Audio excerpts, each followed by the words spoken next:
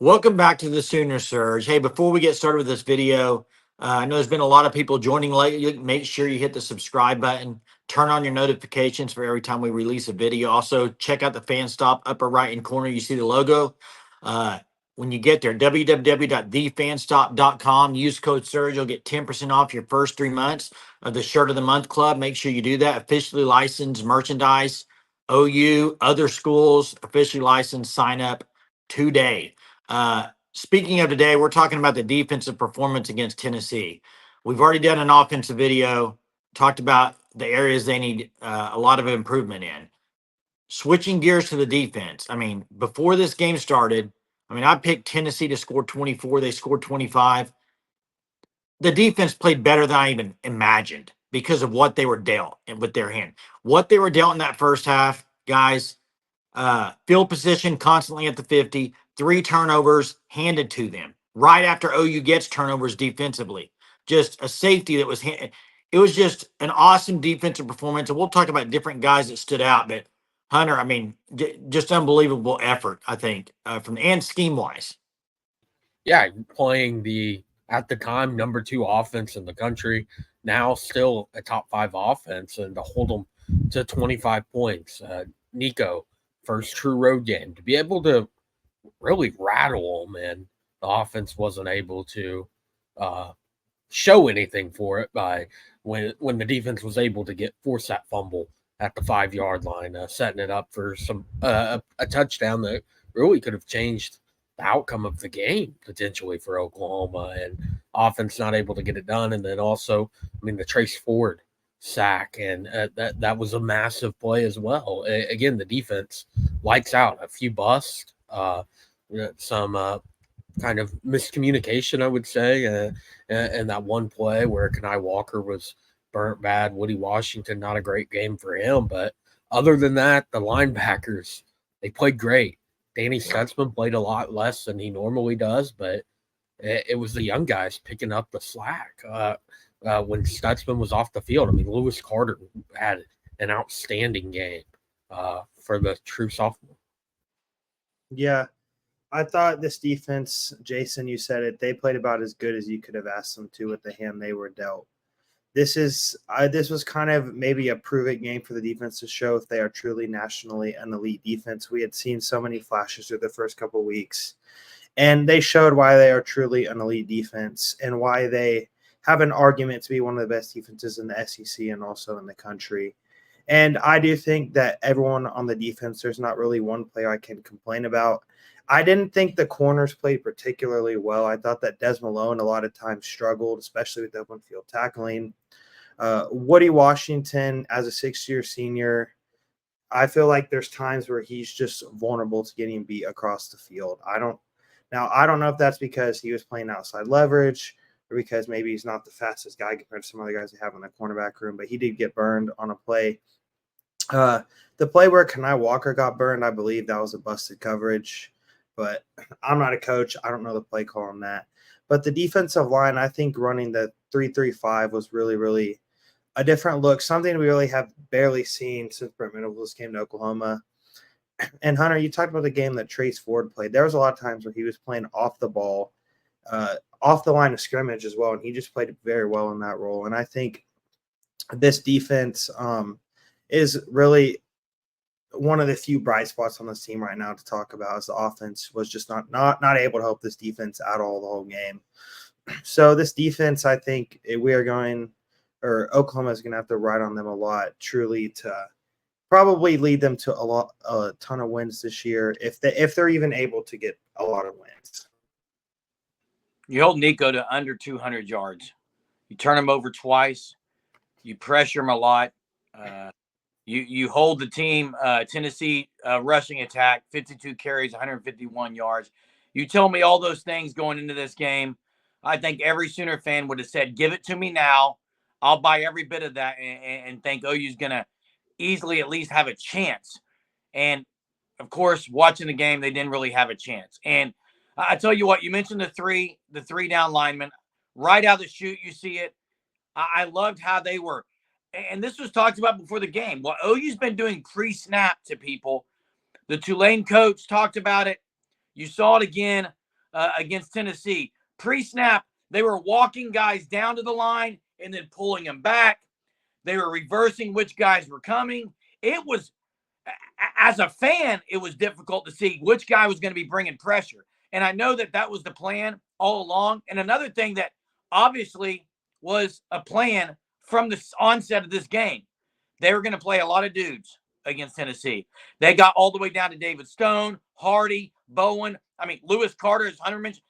There were guys that played in this game that really have been just a non-factor even in the non-con games. I think that's because Zach Alley knew, a true serum, he knew the offense was going to probably struggle, and they were going to need to play 4 quarters of excellent defense, and they did against Tennessee. And I think moving forward, it shows you can play a lot of guys. And if they can continue to get the penetration up front and play with the kind of passion, I mean, Dominic Williams ripping that guy in the 4th quarter and getting a 1 or 2 yard loss and screaming on national television.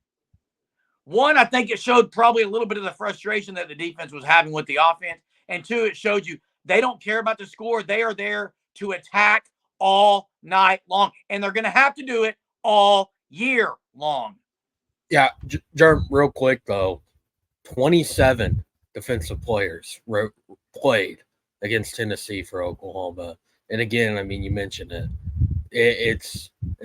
I mean, everyone here could see it. I mean, when the defense is being dealt what they were being dealt by the offense, it's difficult to not lose your composure, start playing sloppy, because, I mean, to force a fumble at the 5 yard line, looking like you're going to give your team a great chance to, at that point, tie it up. And to not be able to get anything from it. And then, again, another forced fumble. And it's not even to not get anything. You force the turnover, then you have one play off, and then you're right back on the field. And the defense to be able to go out there, I mean, they played 4 quarters of really good football against one of the best offenses in the country. Guys, it's not, I mean, you look at what Brent Venables has done with this defense in 3 years, and you look at the plan he put in place. He wanted to be aggressive. He wanted to be fast. He wanted to get build the defensive line to over 300 pounds. Check, check, check. He's doing it defensively. They what they've done in 3 years. I think also Zach Alley coming in this year has made a big difference. They like to rotate more. I think they're rotating more than they ever have.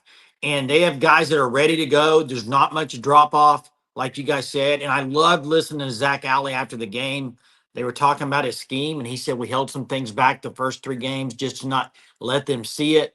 They disguised a lot. And he said, he talked about the going down the field. He said there's sometimes, you're going to win those battles, and sometimes they're going to win those battles. I've heard too many people say, well, they got beat down the field a couple times. Everybody, that's college football. At some point, you're going to have a matchup where you're man on man with the guy. Yeah, Woody got beat once. Kanai got beat once. Overall, they played a great scheme. I thought it was great. But sometimes you will get beat. If it's not happening all the time, it's mano-a-mano, man, the best win. They won a couple. But overall, the scheme that they put out there, and I'm pretty confident from what I've seen now through 4 games, especially with this Tennessee game, because they're one of the best offenses OU going to play. I think the OU defense will show up in every game. I just think they do with Zach Alley's mindset, with their preparedness. The exact opposite from the preparedness you're seeing on the offensive side. You're seeing the exact opposite on the defensive side. And I saw Kip Lewis 3 or 4 times getting in quarterback's ear, not yelling at him, but yelling at him, let's go, it's time. Like, here we go. Here's the ball again. Go do something. How much longer until the offense, they got to come up. They got to come up and start to help out a little bit because the defense, it's almost like a bridge that eventually you hope it wouldn't break, but man, how long can they keep this performance up? It's right now, it's really good. Yeah. There were so many times tonight where this defense could have easily had last night could have had the opportunity to fold up and just give it all down, saying, well, the offense isn't doing anything, so there's really no hope or anything to win this game. But this defense showed that they do have that killer mentality. They have the mindset that, hey, we know we're going to have to go out there and win games for our team. We're going to have to go out there and help out the offense as much as we can, because this is an offense that is not a very good offense at all, and it's one of the worst we've seen at Oklahoma in a long time. Yeah. So what? I was just going to ask you, as far as what do you think this defense, as is for everybody, defense compared to last year, where have they, what position groups made the most improvement, you think, on that defensive side of the ball? I mean, Defensive line. yeah, I'll go with defensive line. I don't I think mean, it's very close. Last year they weren't getting sacks. They weren't getting to the quarterback. This year they are. They're leading the nation in forced fumbles. They forced 2 fumbles against, again, top 5 offense in college football, potentially what could be the best offense they face all year with Nico and the Vols. I mean, Josh Heupel, one of the best offensive minds in college football. So what they've been able to do on the defensive line, from bringing in Dominic Williams, how good he's been. DeJoun Terry's been great at times. Grayson Holton has been. Holton looked good again last night. R. Mason Thomas, again, another sack. I mean, the week before he took over in the fourth quarter to seal the deal against Tulane, and then another sack against Tennessee. Really good offensive line, even though they're banged up at the tackle positions, but still a talented group. And I mean, PJ didn't play against Tennessee, but even in the limited playing time he's got, he's improved. I mean, Ethan Downs has been what you expect Ethan Downs to be. The entire defensive line has took a significant jump, and I think that's why we've seen this Oklahoma defense go from where they were last year, showing signs of improvement, to returning everybody that they needed to in the front 7 and also in the secondary, and now they're one of the best defenses in the country. Well, and what you haven't seen this year are the running lanes. There isn't any. I mean, they plugged the middle up, unbelievable in the run game, where it's just trash through there. Yeah. It's what it is. And even on, I mean, Samson had that gain, I think, for 17. Yeah, on the edge, it kind of came on the edge a little bit, I think. Yes, but even at times of bigger plays of what you consider to be a big play, there was 8 a guy yards.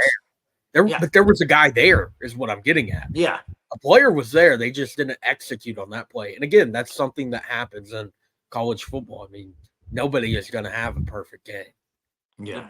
The bend not break mentality of the last few years is gone, because that's been everyone's mindset. Sooner fans is, hey, that's fine. Let him get a lot of yards, but let's just try to hold him to field goals.